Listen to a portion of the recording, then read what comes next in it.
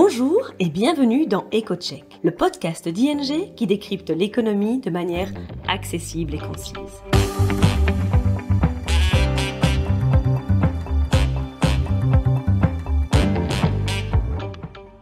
Aujourd'hui, votre hôte sera Philippe Ledan, expert économiste chez ING.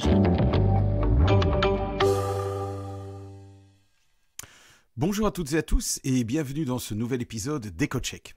Aujourd'hui, nous allons parler des décisions budgétaires exceptionnelles annoncées en Europe la semaine dernière et de l'impact qu'elles ont eu sur les marchés obligataires et sur les marchés de change. La semaine dernière a été pour le moins mouvementée sur les marchés financiers.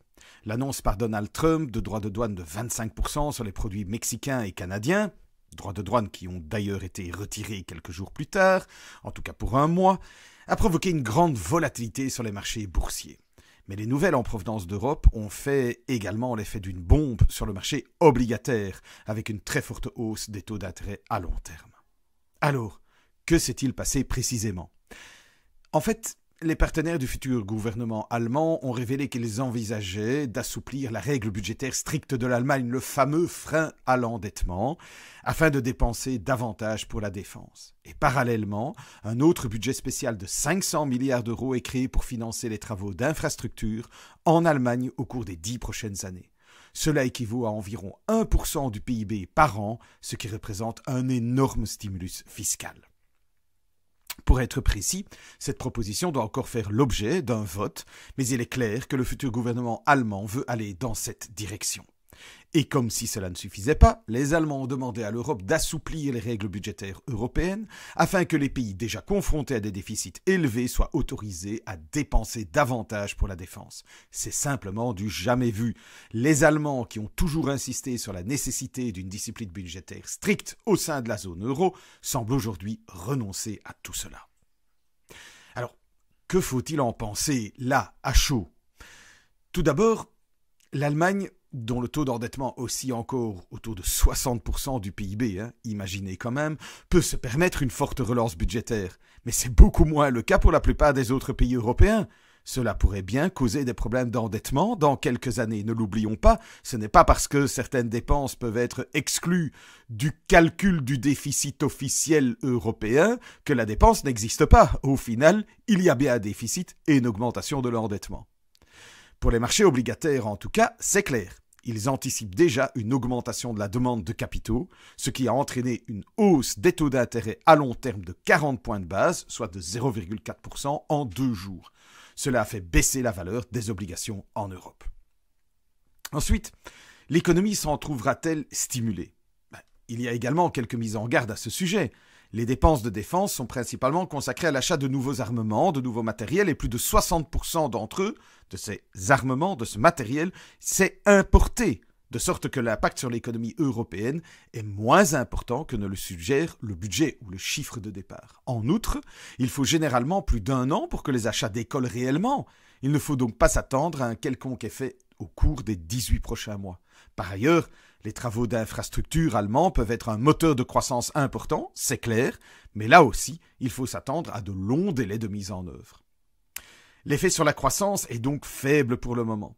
Mais les chiffres de croissance pourraient ressentir l'effet des décisions actuelles à partir du second semestre de 2026. Et puis peut-être par anticipation, on pourrait quand même avoir notamment un effet sur la confiance. Cela pourrait également avoir des conséquences sur la politique de taux d'intérêt de la BCE. Le chômage européen a déjà atteint des niveaux historiquement bas et la population en âge de travailler n'augmentera pratiquement pas dans les années à venir. Donc, en cas d'impulsion de croissance substantielle, l'économie pourrait rapidement être confrontée à des problèmes de capacité. Donc, s'il y a une augmentation de la demande, il faut encore que l'offre puisse suivre. Et si ce n'est pas le cas, alors ça se traduit par une hausse de l'inflation. Alors, par coïncidence, la Banque centrale européenne a tenu sa réunion de politique monétaire la semaine dernière, juste après les annonces allemandes et européennes en matière budgétaire. Si la BCE a réduit ses taux d'intérêt d'0,25%, elle s'est montrée un peu plus prudente dans sa communication. Alors qu'elle avait déclaré auparavant que la tendance de l'évolution des taux d'intérêt était claire et qu'elle était à la baisse, la présidente de la BCE, Mme Lagarde, n'a pas voulu le répéter cette fois-ci. La BCE était de toute façon dans une position difficile, car toutes les prévisions et analyses faites en préparation de sa réunion, donc tout le matériel qui sert à prendre la décision, au niveau des taux d'intérêt, eh bien, toutes ces prévisions étaient déjà dépassées parce qu'elles n'avaient pas pris en compte les grandes annonces faites la semaine dernière. Et oui, dans le monde d'aujourd'hui, mieux vaut pouvoir rapidement réévaluer ces prévisions au regard de nouveaux développements. C'est devenu la norme. Bien sûr, il reste difficile d'estimer quelle nouvelle décision abracadabrante Donald Trump prendra dans les mois à venir et quel effet cela aura sur l'Europe. Mais nous pensons que l'annonce de mesures de relance budgétaire importantes rendra moins nécessaire une nouvelle baisse des taux d'intérêt de la part de la BCE. Il est probable qu'il faudra un peu attendre pour la prochaine baisse de taux. Alors, soyons clairs, nous pensons qu'ils vont encore baisser, mais il faudra un peu attendre. Ceci étant, les rendements des obligations européennes n'ont pas été les seuls à augmenter fortement la semaine dernière.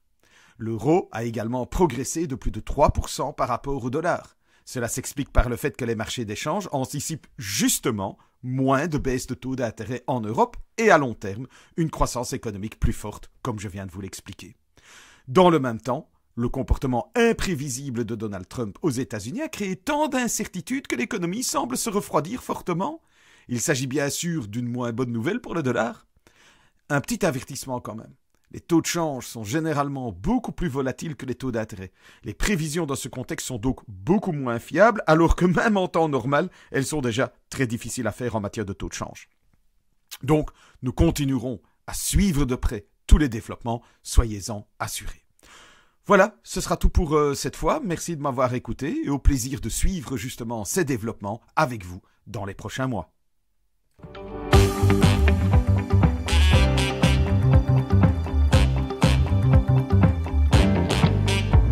À bientôt dans EcoCheck.